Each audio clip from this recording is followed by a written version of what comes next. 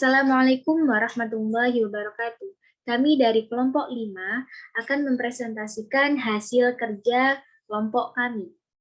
Di sini kami akan membahas tentang aksiologi dan fungsi ilmu. Sebelumnya, perkenalkan kelompok kami. Yang pertama, saya sendiri, Alifia Faizatu Zahro. Yang kedua, rekan saya, Harisma Mufidatus Soliha dan Silvi Puspita Sari.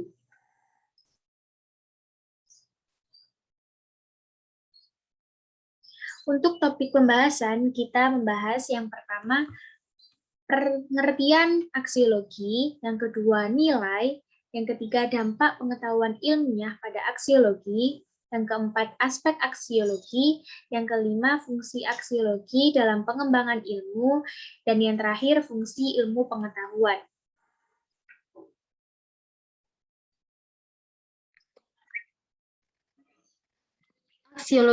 Aksiologi berasal dari bahasa Yunani, yaitu aksios yang berarti nilai dan logos berarti ilmu. Dalam Kamus Besar Bahasa Indonesia, aksiologi diartikan sebagai satu, kegunaan ilmu pengetahuan bagi kehidupan manusia, dan yang kedua, kajian tentang nilai, khususnya etiket. Dari pengertian ini, dapat kita simpulkan bahwa aksiologi adalah ilmu yang mempelajari tentang nilai, atau sering disebut dengan theory of value, yang berarti di sini nilai bukan sekedar nilai, tetapi ada teorinya. Nilai. Pengenalan nilai dapat dibedakan menjadi 3. Yang pertama, pengenalan nilai dari pendekatan subjektivisme, pendekatan objektivisme logis, dan pendekatan objektivisme metafisik. Yang pertama, pengenalan nilai dari pendekatan subjektivisme.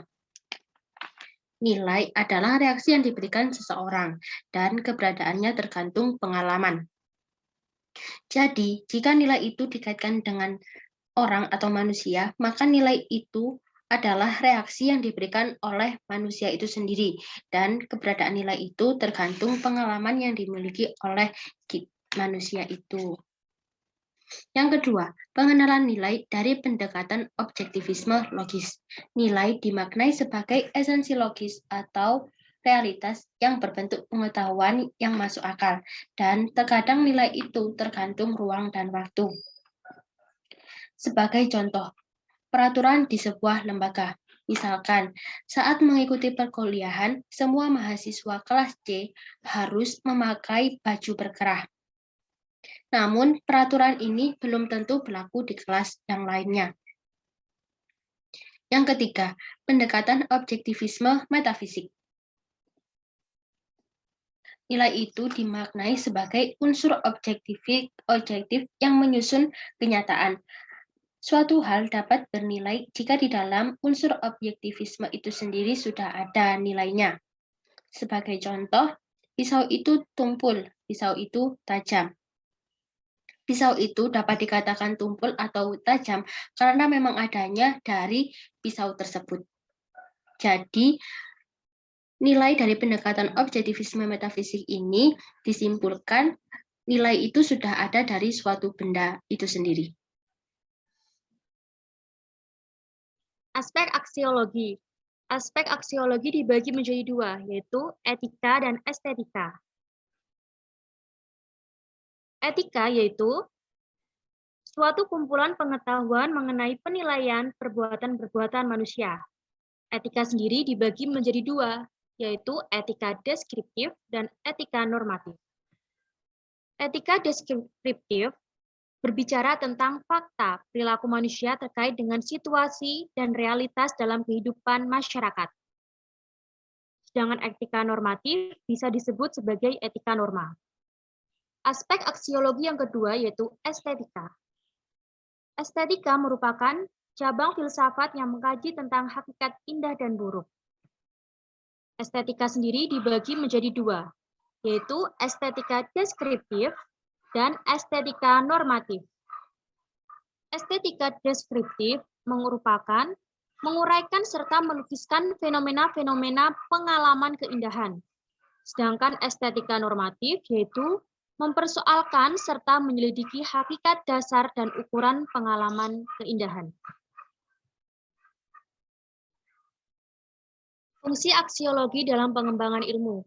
Yang pertama adalah filsafat sebagai kumpulan teori. Filsafat sebagai kumpulan teori ini digunakan untuk memahami dan mereaksi dunia pemikiran. Yang kedua adalah filsafat sebagai pandangan hidup.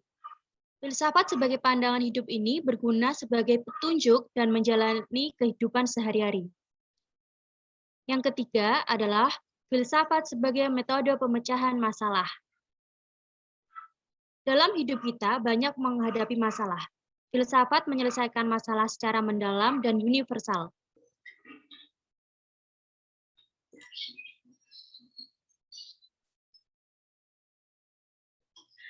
Oke, saya Alivia Faizatu Zahro akan menjelaskan tentang fungsi ilmu pengetahuan. Sebelumnya, saya akan mengulas sedikit apa sih ilmu pengetahuan itu. Jadi seperti yang kita ketahui, ilmu pengetahuan berarti suatu kegiatan yang bersifat rasional, kognitif, dan teleologis. Jadi rangkaian kegiatan ini menggunakan metode berupa tata langkah yang membentuk kumpulan pengetahuan yang sistematis. Nah, untuk fungsinya sendiri ada 3. Yang pertama, menjelaskan. Untuk fungsi menjelaskan di sini terbagi menjadi 4 bentuk, yaitu deduktif yang artinya mengungkapkan sesuatu sesuai premis yang sudah ditetapkan sebelumnya, probabilistik yang artinya mengungkapkan pola pikir induktif dari sejumlah masalah yang jelas, fungsional yang artinya mengungkapkan letak suatu komponen pada suatu sistem secara menyeluruh, dan genetik yang artinya mengungkapkan suatu faktor tentang gejala-gejala yang sering terjadi. Untuk fungsi yang kedua adalah meramalkan. Ilmu pengetahuan dalam fungsi ini yaitu mampu menjelaskan faktor sebab akibat dari peristiwa dan meramalkan peristiwa yang kemungkinan besar akan terjadi, sehingga manusia, kita, mampu melakukan berbagai tindakan yang harus dilakukan untuk beberapa kemungkinan itu. Selanjutnya, fungsi mengendalikan. Dalam fungsi ini, ilmu pengetahuan dapat mengendalikan segala aktivitas manusia berdasarkan suatu teori dan atau pendekatan.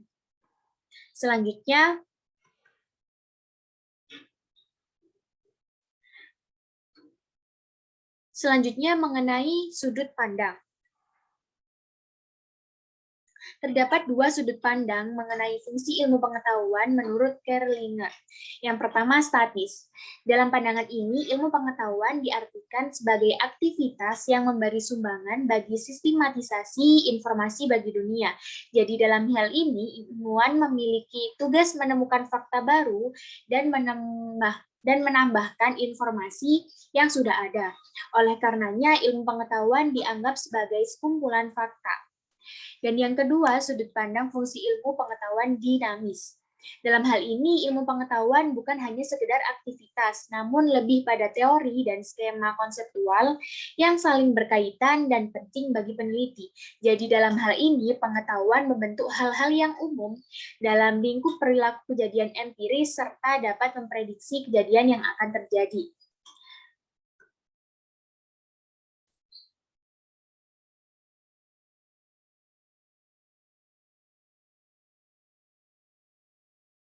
Selain itu, terdapat beberapa hal yang dapat memenuhi tujuan ilmu pengetahuan. Yang pertama, pengetahuan atau knowledge.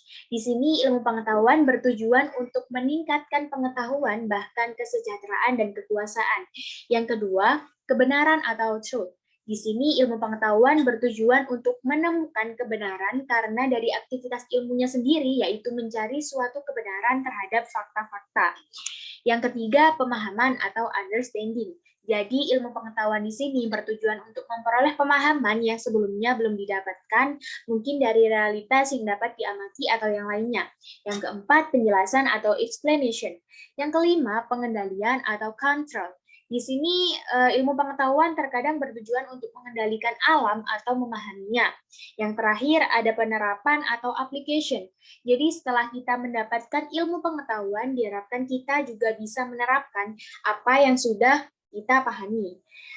Jadi dengan demikian, ilmu pengetahuan memiliki fungsi dan tujuan yang sebenarnya tidak terbatas. melainkan akan terus berkembang sesuai zaman dan sesuai pemikiran para ilmuwan. Jadi akan terus ilmu pengetahuan dapat berkembang sesuai berjalannya waktu.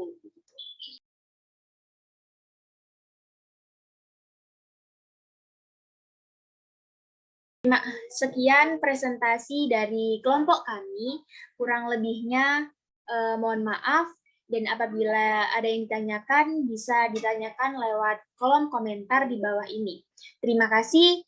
Wassalamualaikum warahmatullahi wabarakatuh.